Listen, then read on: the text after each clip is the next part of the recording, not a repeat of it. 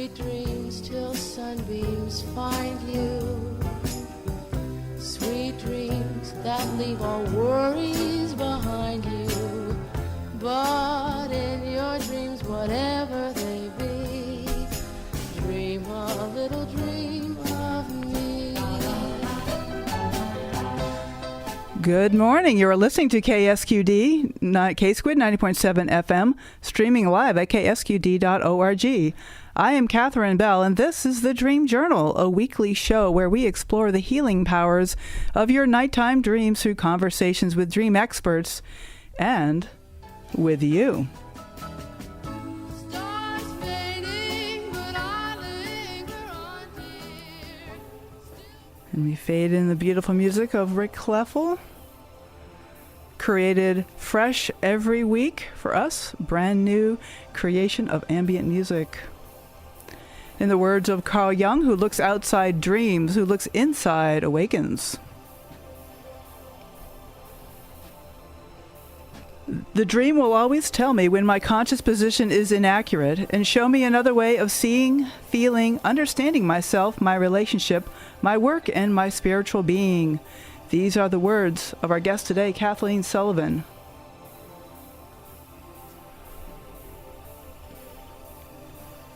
So stay tuned for that.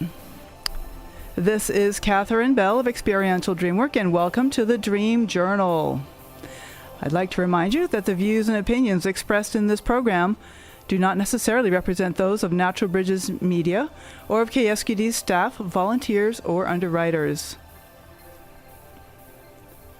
The Dream Journal is also a podcast, which is great in case you miss part of the show or if you'd like to binge listen to get your dream on.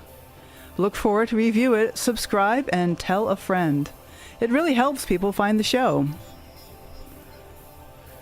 Ooh, starting with my personal work. You know, I always like to keep this part fresh, so I don't have what is up for me? What is up for me right now? Well, the little blind girl running through the halls is still very much a part of my work right now. Something about that, you know, this is a little blind girl running through the halls, and as I feel into that part of myself who is that little blind girl, there's something about when I close my eyes that I get to feel into my body, and that I do a meditation at the beginning of all my groups, and I find it helps to close my eyes. So I think there's something here about feeling what's really happening in my body, and I'm closing my eyes right now just to be that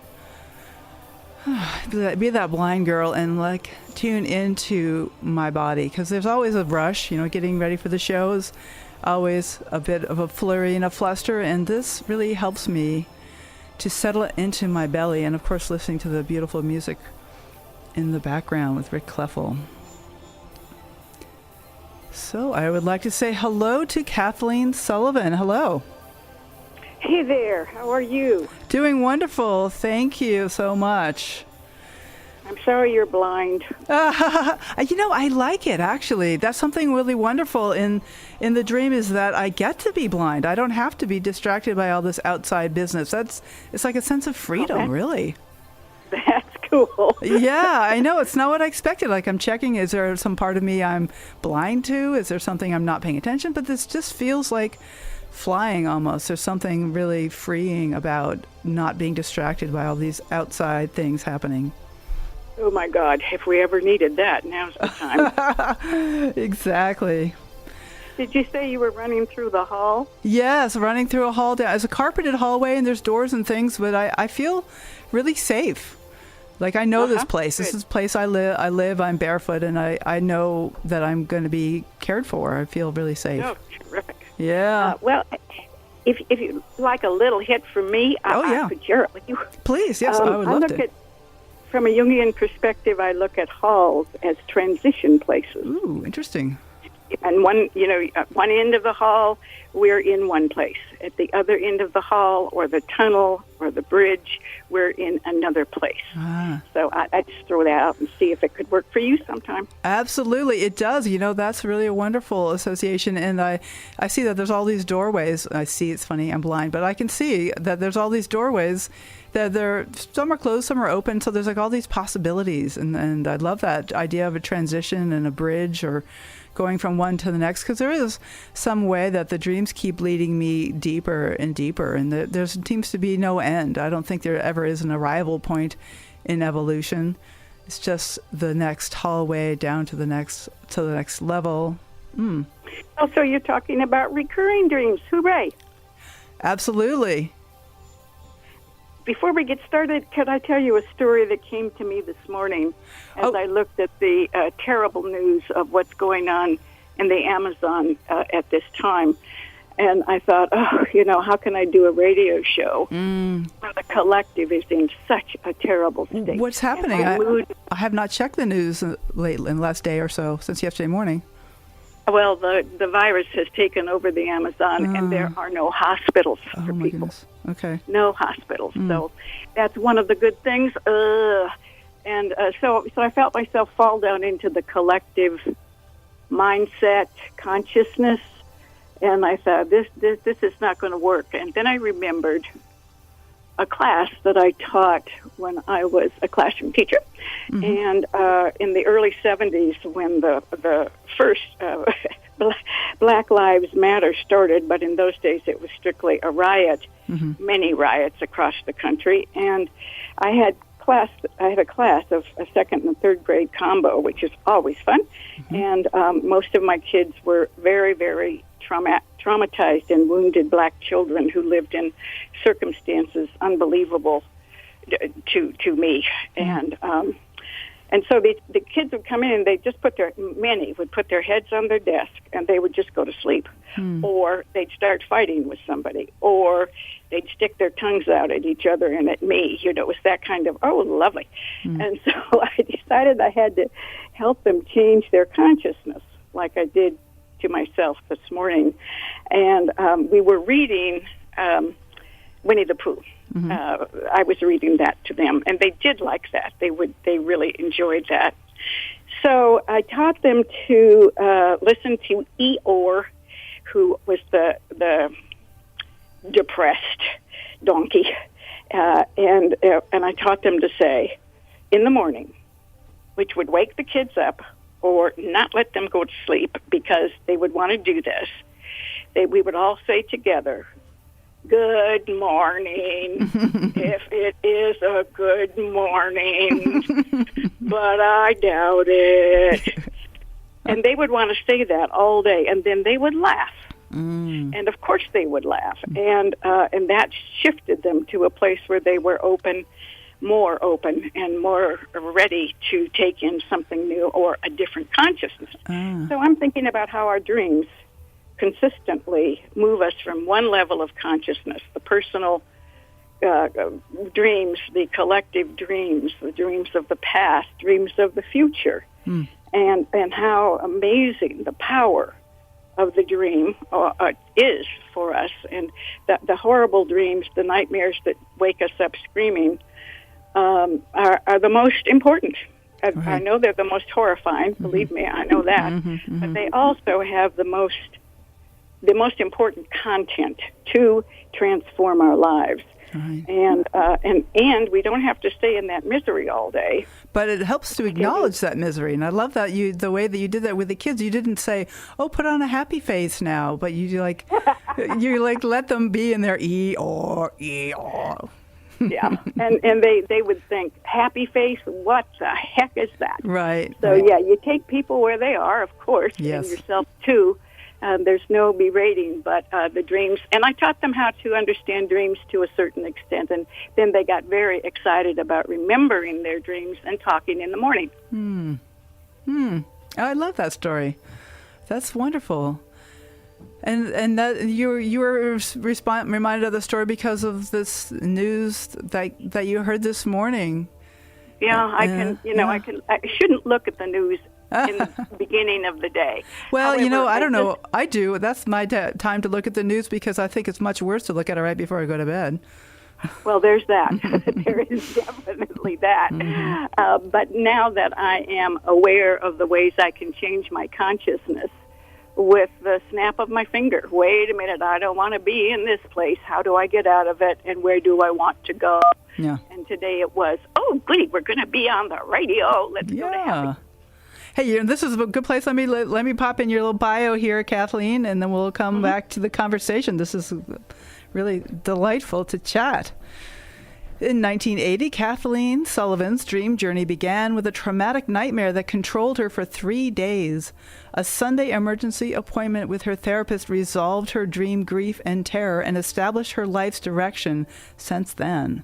A chance meeting with Joseph Campbell solidified her complete trust and commitment to literally doing what and following where her dreams led her. Thus, dreams directed her commitment to writing books and enjoying a weekly dream show for 12 years. Kathleen has delighted in a 40-year run with her private dream groups. I consider myself the luckiest woman in the world. I never thought I'd be alive 40 more years when 12 or more years when I started that show. And it was one of the most lively experiences, of course, of my life. You know how that is. Oh, my goodness. It's very lively and enlivening. And that was right here in the Bay Area. KAZU, when it first came on the air, was like a community-style radio station, and you were involved in that. Isn't that what I read? That's correct. Yeah. Yes, KAZU. Until it was sold to the university. Right, and it's much more of a kind of a NPR behemoth nowadays. Correct. No real people sitting anywhere in the studio. Sad. That's sad. Well, at KSQD, we have lots of real people in here shuffling in and out, saying hello and fixing problems as we go, doing that live air thing. Well, it would be hard for me to be back in the KZU studio because everybody hugged everybody, and we're not hugging anymore. Sadly, no. Not for now. Yep. So I was interested in your experiences. I guess I'd like to start with something about nightmares. You were talking just about nightmares and how important they are, and about recurring dreams. And I wonder if you'd like to share some stories from your own journey that helped you progress and make choices, and your guidance. Gee, I'd like to. Thank you.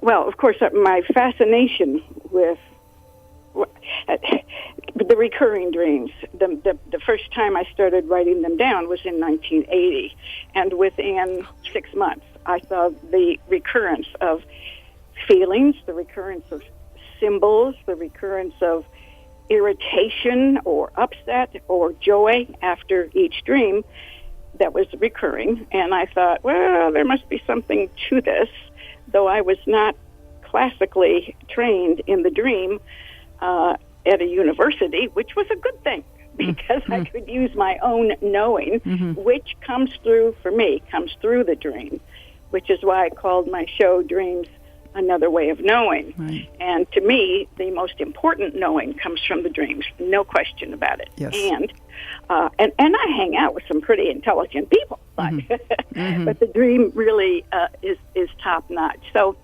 I just recently, I've lived long enough and done dream work 40 years, long enough to watch the transition and get to the end, I think.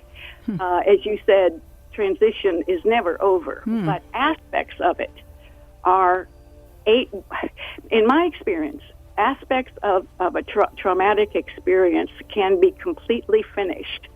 And I just had that experience, so I'll share that with you. Yes, please. Since I really started focusing on my dreams, which was 1981, I've had a dream about having to go to whatever house or apartment or shanty or shack my parents lived in. And it was always my job to run around the home, the house, the apartment, and find the plants that I had started to grow in pots. And I would be filled with horror when I knew I had to do this. I mean, my stomach would be like, I'm going to throw up, that kind of scare. No, this is waking life or a dream? No, this is a dream. Oh, okay, I was just... Right. Yeah. I always have to clarify that. Yep. Filled with horror, huh? Oh, yeah. Wow. To water plants. I mean, how scary is that? Whoops. I call that an idiosyncratic experience, which means that's the real point to focus on. And so, of course, I did. And the dreams went on for years. Now, the terror or the upset or the concern or the fear that I was experiencing in the dreams began to smooth out and not be at all as emotionally intense as the first dreams for the first 3 or 4 years. And what it was taking me to was my childhood, which was very distressing and very hard. My mother had severe mental illness, and we lived pretty much on the edge of poverty the whole time I was a child and an early adult. And so when I went to their home, wherever they were, I always brought something that was growing literally in the awake world. And I hoped that it would make my mother more cheerful, because she was clinically depressed to the point of no hope at times. And so I had all these plants. And, of course, neither my mother nor my dad could keep them alive, because they just couldn't focus on something like that. And so the dream showed me how I was still living in the horror of my younger person, starting at age 10, where I was responsible for, or I felt responsible for, my mother's mood, for keeping her alive, for cleaning up the blood after she tried suicide, all those kinds of things, and also helping my dad. And so, these dreams would be nightmares. Yeah. But then, as I said, they lightened up and lightened up and lightened up. So going to the end, my dream group hasn't heard this. They're going to be mad I'm putting it out before I give it to them. I walk into the house, and it looks nice and tidy, and there are windows, and it is sunny and bright inside, which is a shift. And I'm walking in really happy, and I put some bags down, I say hi to everybody, and I go looking for the plants, and I walk into a room, I think it's called like an atrium with windows all around, and there are, I don't know, dozens of plants, and they have all, I'm going to cry here, they have all grown into trees, and they are all phenomenally healthy. And that is something to really celebrate. And every time I cry when I'm doing a dream, it just means I'm in touch with my soul. Of course, so don't worry. No, it's a sign of really deep feeling. Yeah. Yes. And I love that, in touch with my soul. Ooh. Yep.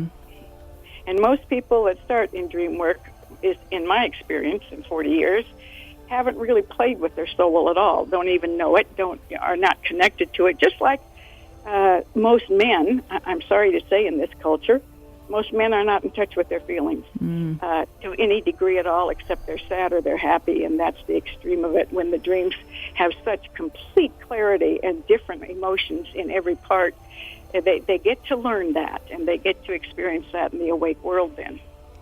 Right. So these plants had grown into enormous trees. Yes. Like they were thriving. Yes, that's true. And in the dream, I was fully aware of what a thrill that was. And I woke up immediately with that scene, and there were tears rolling down my face, just waking up with the reality of how far a human psyche can heal in 40 years. Wow. Oh, that's beautiful. Kathleen, we're going to take that beautiful image to our first break. And thank you so much for coming on the air. And we'll be right back with conversations with Kathleen Sullivan in just a minute or two. My name is Catherine Bell, and you are listening to The Dream Journal. In about 20 minutes, I will open the phone, so at that time you can call into 831-900-5773. That's 900 KSQD. And the chance to talk to me and to radio veteran Kathleen Sullivan. African sand on the trade winds and the sun on the Amazon as they push the recline buttons down with Dreamland coming on. Dreamland, Dreamland, Dreamland. On, dream on.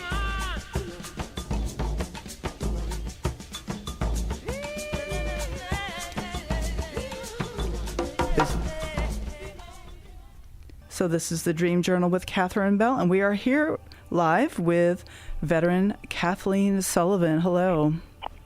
Hi there. Yeah. So you mentioned groups. Yeah, so you lead some groups. I lead some groups too, and I wonder if you would like to talk about what that is like for you, and what have you found that works with groups, and any suggestions about groups that are forming now? Well, that reminds me of the very first group that I started in 1981. Yeah. I understand I had no idea what dreams were about, but I knew that they were the life-changing aspect of human being. And so I pulled together a little teeny group, I think just by hanging flyers in restaurants and stuff like that, with 3 people, all women. Mm-hmm. One of the women was a contractor for a building company. And she walked in with her, leather belt around her waist and her great big boots. And, oh, my God, I thought, well, hello, this is going to be interesting. And then, the next person in was pretty much a definite good lady, perfect wife, traditional mother from the 50s, okay? Mm-hmm. And the third one was somebody who had been seriously wounded, was my guess, and very shy and very small, as if she, almost to the extent that it looked as if she was anorexic. So here we have 3 totally different types of values, this is my guess, of values, of personalities, and how in the world are they going to relate to each other? Right. So I sat there trembling inside, probably on the outside, and we started the dreams. And it was happily one of those times when we could get to a place of a feeling of completion, a feeling of each dreamer learned something extremely important about themselves that they had not known before, so that it showed them that the power of the dream is way beyond our ego self, what little we know on the awake world compared to the dream. And so at the end of this session, which I thought was going to be a disaster, these 3 women coming from totally different worlds decided to have lunch together every week. And they did. Oh, wow. And it was so thrilling. They stayed with me for about 6 months, and so thrilling to watch them grow to each other and to be able to share their varieties of their lives.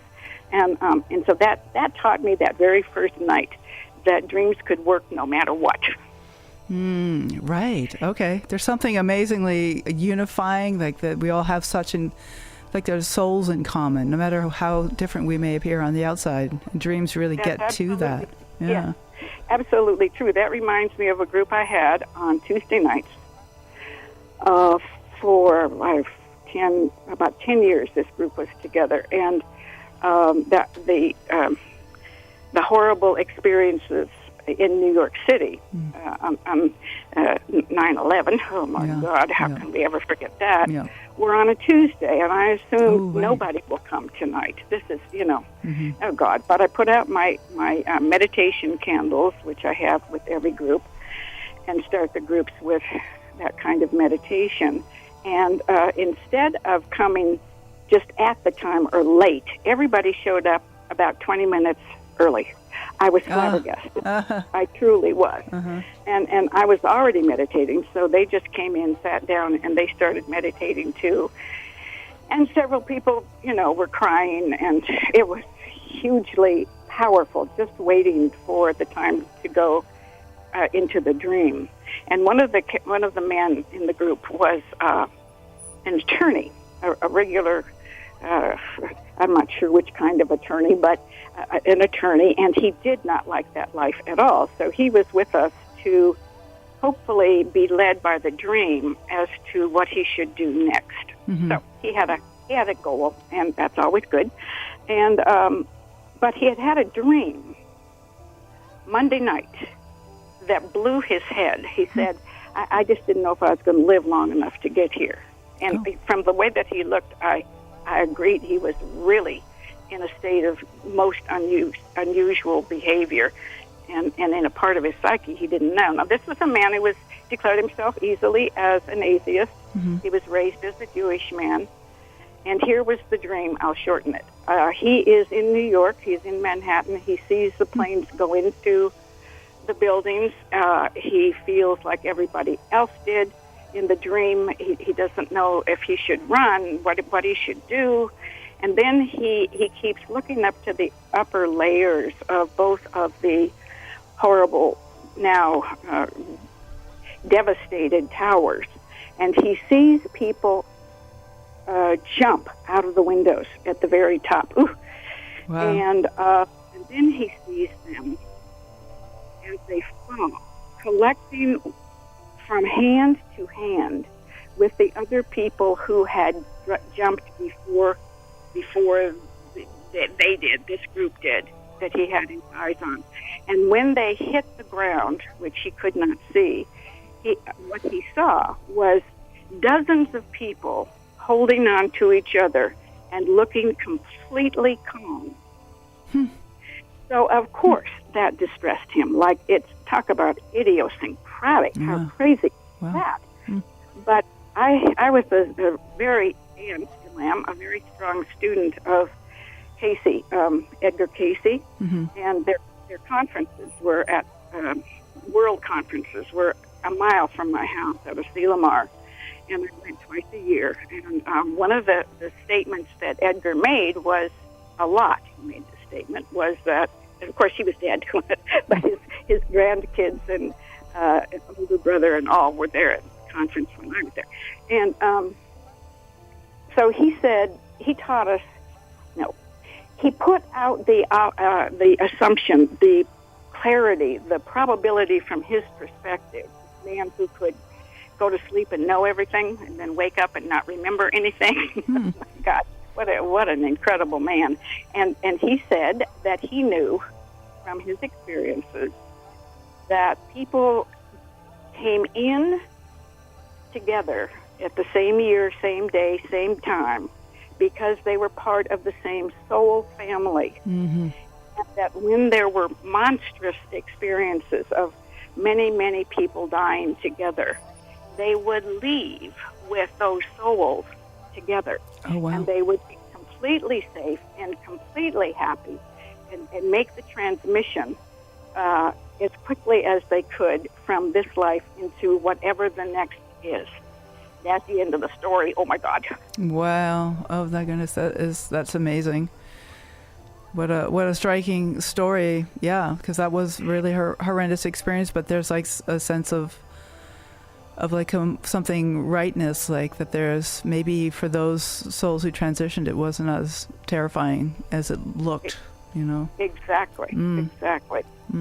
And Michael had, he's not here anymore, so nobody would know him, but he had friends in New York, and he called them after the dream group and gave them that information. And then he came back the next week, and he was just higher than a kite because it had helped them so much to shift their perspective. And of course they were deeply grieving, but there was also, like, there's an Eeyore and there's a total monster in dreams sometimes at the same time. And it caused him to drop his law career and sign in at Pacifica University down south. But that's amazing. He totally changed his career. He actually quit being a lawyer, which is a huge investment and a very lucrative career, but he actually quit it based on a series of dreams and his work with them, it sounds like. That's amazing. Well, the dream that I just shared with you was the first dream he had. It was not of the material world. It was of the spiritual world. And he was so fascinated with what it was and how it was helpful to his friends in New York that he and I had private sessions then talking about how he could move into the spiritual realms, what kind of teachers he would need, that whole realm of life and liberty is really what I call it, that he had never experienced. So that's why he went to Pacifica College. I think that's the correct name, but I'm not sure. It's in Santa Barbara. Yep, and, I've been there. It's wonderful. Yeah, that's wonderful. And so he got into the spiritual realm, and he became a therapist. Wow, that's such. I was an astrophysicist for a decade. Well, including my graduate school for 2 decades, and I quit and found that the dreams were just so much more satisfying, fulfilling, and working in that kind of spirit realm with people is just such a blessing. And so I really can understand that the dreams can help us make these important transitions when we really pay attention to them. I'm remembering, yes, I know that, of course, myself. And Joseph Campbell gave his library, his wife gave his library to this university. I don't think it had even started until she got all the material. And so the entire aspects of all the classes had to do with psyche, and particularly Campbell's and Jung's work and like that. And that's why my friend, client, decided that, okay, that's where I go to learn. And then from there, he went into a totally new career. Well, Kathleen, this is a wonderful conversation. I'm going to take this to our second break. I'm leaving a little extra time in the third segment this time because we have an experienced radio host on the air right now. So if you would like to pick up the phone and call in and share a dream, we have Kathleen is here with her experience. And after the break, I want to talk a lot more about your experience on the radio. So you can give us a call. Anybody who's listening right now would like to call in at 831-900-5773, and we will get you on the air. So this is KSQD Santa Cruz, K-Squid 90.7 FM, streaming live at ksqd.org. In the middle of the night, I go walking in my sleep through the jungle of doubt to the river so deep. I know I'm searching for something so undefined that it can only be seen by the eyes of the blind in the middle of the night.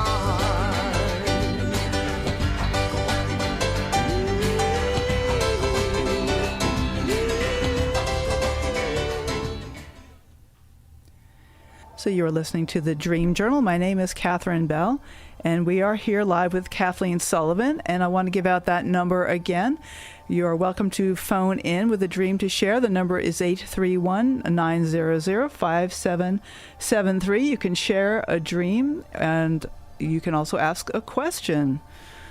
So, Kathleen, you were a radio host for 12 years, and I understood that during all that time, dreams, another way of knowing that you mostly took call-ins exclusively. You didn't have guests like I tend to have most weeks. Well, that's not quite clear because, true, because I was a founding member of the Association for the Study of Dreams in 1983 or 4. I think it was 1984. And so I got to bring the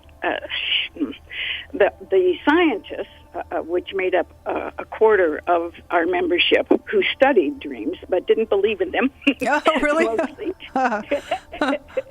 and then the dream books. The dream books had not been written before 1980. Yep. And then at the association, of course, we created a lot of authors, including myself. Yeah. And the dream books just flooded the market. It was very exciting. And so all of those authors I would have on my show.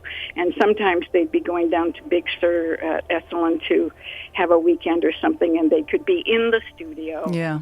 We had a lot of fun. Mm-hmm. It was just a marvelous time. So, yes, I did have wonderful interviews with professionals in the field.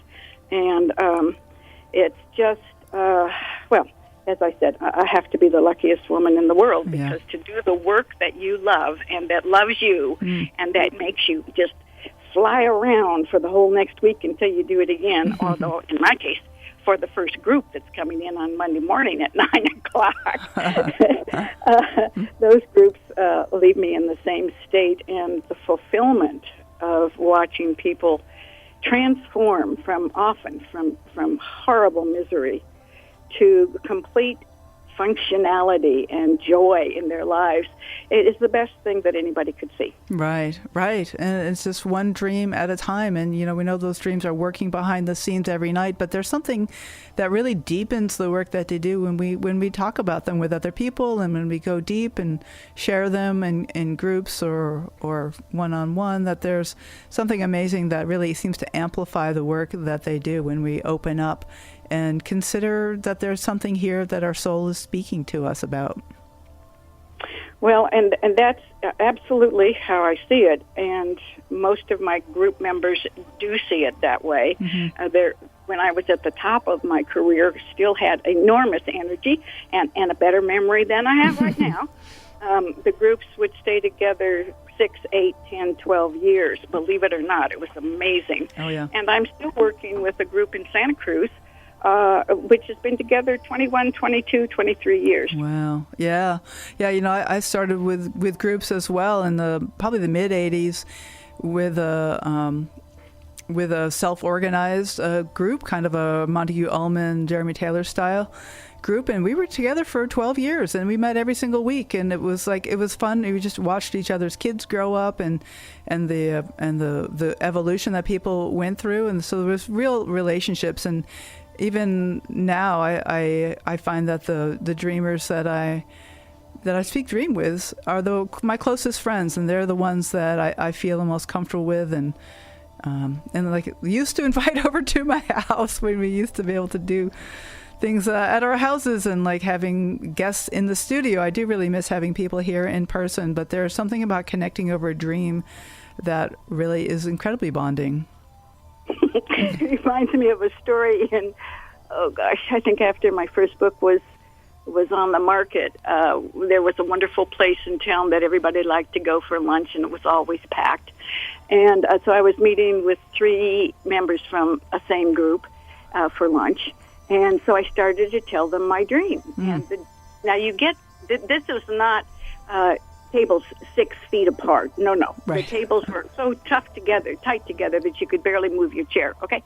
So I'm telling my friends about the last night's dream, in which I take an ice pick and I start killing the people in the room. Whoa. And first I kill this man, and then I kill that woman, and then I do this, and then I do... And, of course, I'm sounding really excited and happy.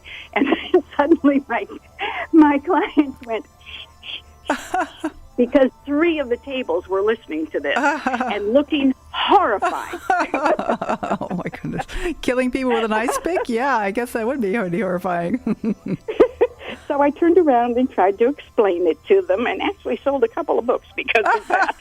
Oh, my gosh.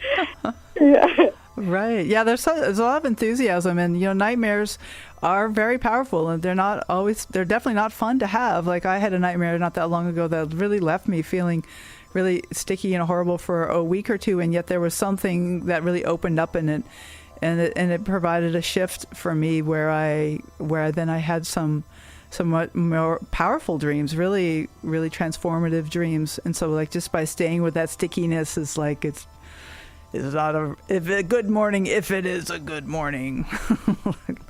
Yes, exactly. Letting myself be sticky for a week or 2 and just and somehow having faith that this is going to help. And then I love how you bring the gleefulness to the nightmares. And once you process the nightmares, they can be an edge of gleefulness to them.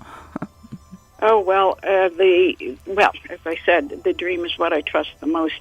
And I've had such dramatic nightmares that have just been utterly fascinating. As you know, is this a good time to talk about my first dream? That'd be great. Thank you. Dream? Yes, perfect. Okay. So in those years, before I do that, I want to tell people what the nightmare was of stabbing people. And in the dream, by the way, this is really important when you're working with somebody who has a nightmare. In the dream, it was not a nightmare. It was joyful. Okay? Now, I could be called psychotic, but in the dream, no, that was not it. And when we talked about it, after the people in the lunch tables were going, after that, we all talked about it. And as I identified the people in the dream, every one of them, with the exclusion of one person, whom I did not know. Every one of the people in the dreams was part of a 12-step program in which I was involved. And what I was doing was killing each of the energies or attacking each of the energies which were part of the reason that I was addicted at that time. And that's a good way to get rid of your addiction, I'm telling you. Yes, yes. And then I want to hear about this first dream of yours, but I also want to say that the phone lines are open. And if you'd like to call in, 831-900-5773, share your dream on the air. We'd love to hear from you. 831-900-5773. Okay, Kathleen. This reminds me of my first shows for about 2 weeks at KAZU when nobody would call. Wow. And, oh, my God. So I had to have, well, at that time I was talking with stories about my pets and my students and the world situation, you know, like, oh, please, somebody call. Oh, please. Yes, yes. So this dream was in 1980, May of 1980, and it is what my first dream book was based on, or what got me to the point of knowing exactly what I had to do with my life. Okay, talk about a nightmare. Sheepers. And it doesn't sound like it should be so horrible, but, oh yeah, here we go. So I was teaching in the classroom in the awake world, and we were in Mendocino, walking on the streets, in sidewalks, and some of my kids were ahead of me and some behind. And suddenly the ones before me are yelling, Miss Sully, come and look, come and look. So we hurry up, and we get to a place with, it's kind of like, there are a lot of houses in Pacific Grove are like this. There's an old house built in 1896, and next to it is a totally bare lot. And then there will be another old house built on the other side. But you've got this great open property between. And that's the scene that my kids have seen and that I look at. And at first I think it is the most beautiful spider's web in the entire world, because that's what it is. This whole field or land, yard, is covered with the most gigantic web ever seen. Kid you not. Oh, my God, it was gorgeous. And then I see that there is a beautiful, beautiful, beautiful eagle caught in this web. And in the dream, I start to howl, and I fall on my knees, howling, and I wake myself up, howling, just like I did in the dream. And every nerve in my body was just so electric. I thought I was just going to shake my head and my hands off of my body. And I could not stop. I had no will to stop that. So after about 15 minutes, I thought, oh, my God, what am I going to do? And I went in and I took a nice hot bath and calmed down to some extent. But then I would see the image. It would just flash. And I'd start my hysterical response again. The next morning, I went to school. I had to wear sunglasses all the time. And about 2 hours after I arrived and was trying to teach reading, the image came at me again, and I had to fly out of the room, go to the ladies' restroom, and lie down on a cot there until I could pull myself together. Then, for the next 3 days, this was the feeling and the state of consciousness that I was in. I could not stop crying. And I had a pretty good idea from my psychological training that this was an important thing going on. So I called one of my training therapists on Sunday afternoon and begged him to go to his office and help me with this dream. And, of course, when I started, I was crying when I walked in, and I cried throughout the entire dream telling. And then he said, "Oh, honey, I don't know how to help you with this. This is beyond my experience. I don't know what to do." And he said, "So you go back into the dream and you see what you in the dream want to do." And so I went into a little meditation and calmed down, and I asked the self in the dream, "What is it that you want?" And then this energy just flew through me. I felt like I was a superwoman at that point, and I stood up, grabbed the lamp that was on the table beside me, and heaved it across the room. Really? It broke into many, many pieces, and I screamed, "I have to get out of that web by myself." Wow. Oh, my and God. I was flabbergasted. I didn't know what that meant, but I knew that what I said was 100% true, and that I would spend the rest of my life finding out what that meant. And I have. And paid for the lamp, I suppose.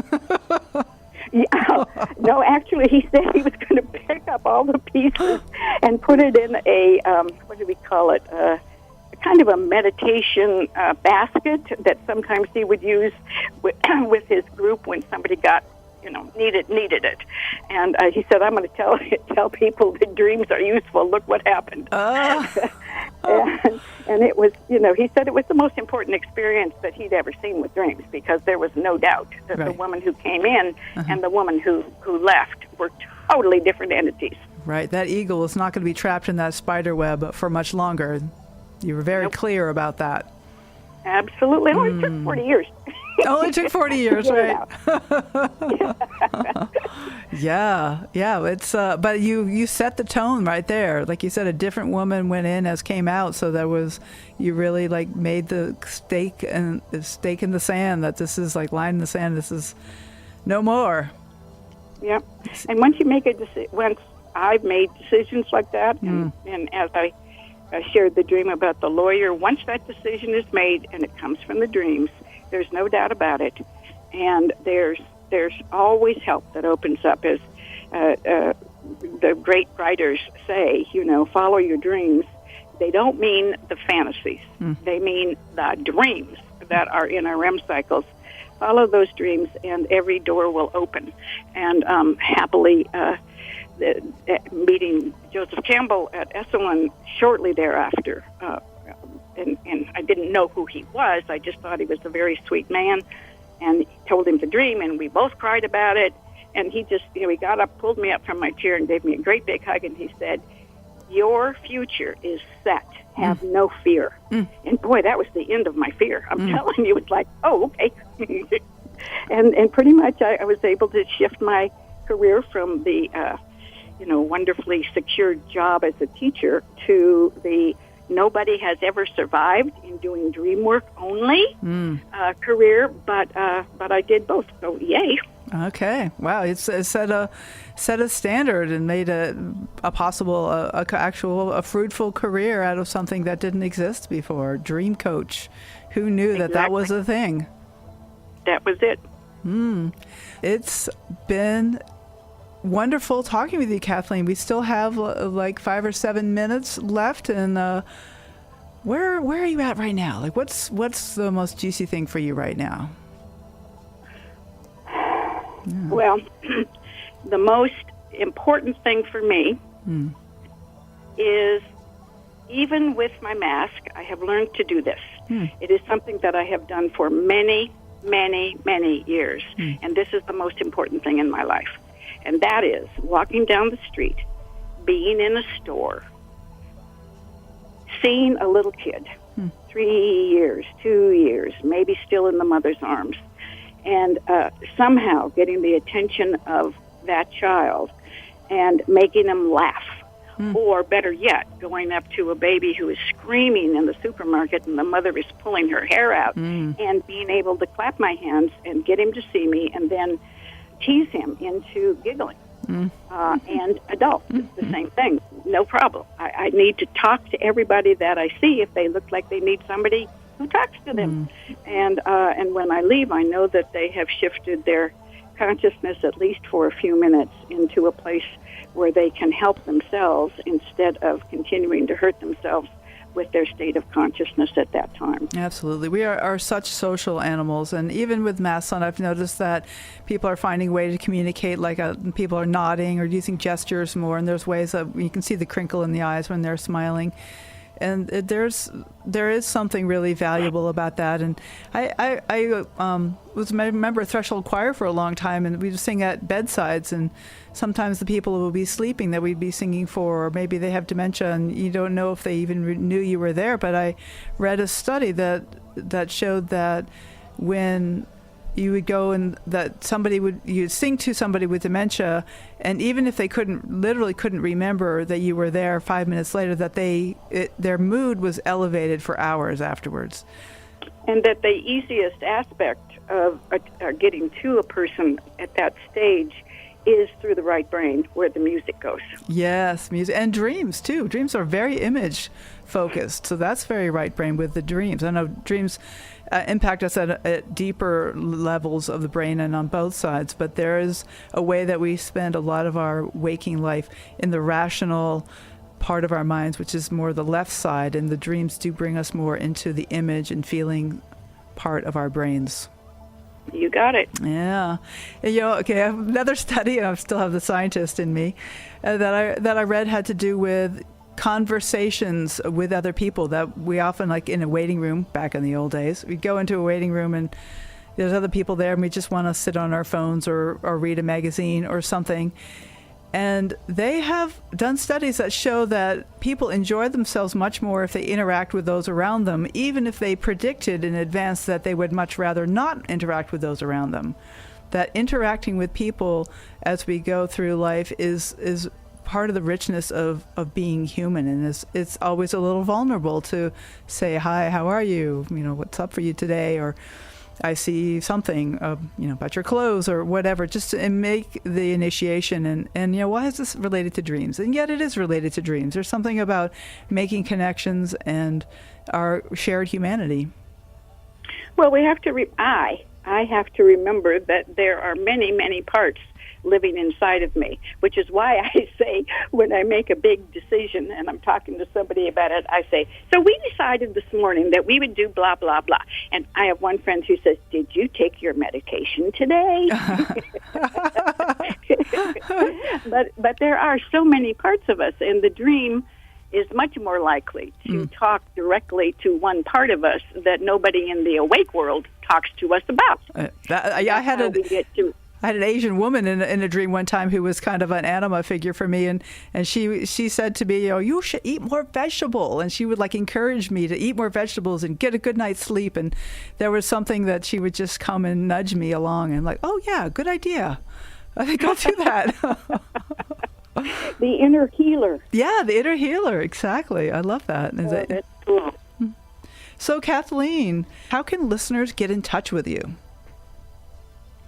Well, you can get online with KathleenSullivanDreams.com. Mm-hmm. You will find a beautiful website, which I have never used. Oh. I've spent so much money on this website, but my attention does not go to technology. I'm sorry about that. That's the way it is.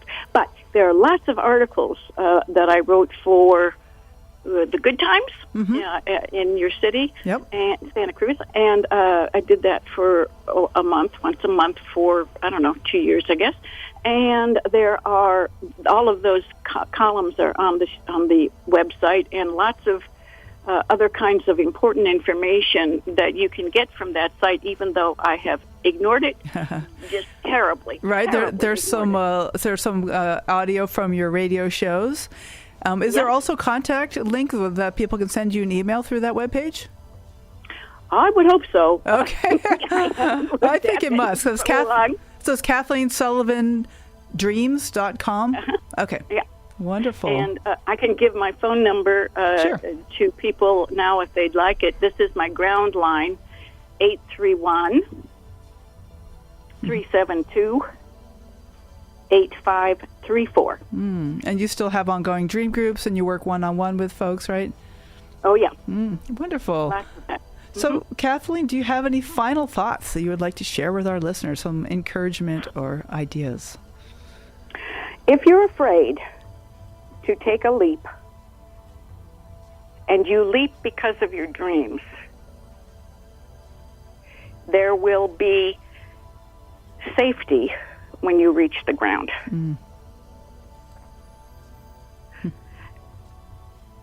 Well, thank you. That's beautiful. That comes from Joseph Campbell. Okay. Okay. Thank you, But me too. Kathleen. That's been my experience. Yeah. Yeah, Sorry. absolutely. That's right. Thank you, Kathleen. It was wonderful to talk with you, and hopefully we'll talk again some other time. You betcha. Fun to be on the air again. Okay. Take care.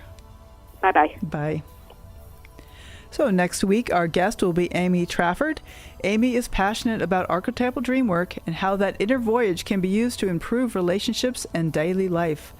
Amy has a weekly podcast called Raising a Lion in the Jungle, a podcast about co-parenting and dreams, which she co-hosts with the father of her son, Benjamin Newman, who we had on the show here in February.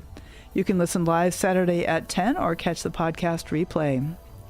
I also want to invite listeners to join me for another round of my Experiencing Your Dreams workshops.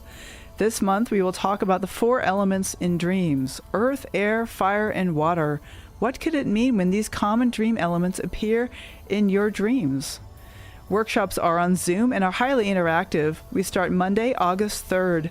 Contact me to register or register through my website at experientialdreamwork.com/workshops. Plus, there is room for 1 or 2 more dreamers in my latest online interactive dream group. And in this group, we really go deep into the personal dreams of our attendants. My email address is Catherine@ksquid.org. That's KATHERINE @ksqd.org. Sweet dreams till sunbeams find you. I am Catherine Bell, and this has been the Dream Journal. Thanks for listening. You can find out more about my dream coaching practice at experientialdreamwork.com. I offer private sessions, dream groups, and online classes. If you have a dream you're curious about, you are welcome to contact me for a free introductory dream consultation. You can also reach me at Catherine@ksquid.org. That's KATHERINE @ksqd.org. I'd like to thank my program assistant, Max Deaton, and our creative musician, Rick Kleffel, who created an original composition for our ambient music again today. And thank you to all the generous donors who support this station. K-Squid is 100% listener-supported, and donations are always welcome at ksqd.org. When you wake up tomorrow morning, take a minute to look within. Do you remember a dream? Write it down and bring it to the next Dream Journal. I am Catherine Bell, and you are listening to KSQD Santa Cruz.